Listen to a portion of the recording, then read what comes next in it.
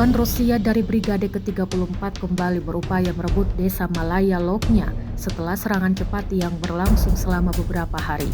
Rekaman momen pasukan Rusia menyerbu wilayah tersebut diunggah di Telegram pada Selasa 11 Maret 2025. Dengan dukungan operator pesawat tak berawak, pasukan Rusia mengklaim menghancurkan posisi pertahanan Ukraina yang sebelumnya mengubah rumah-rumah warga menjadi benteng pertahanan.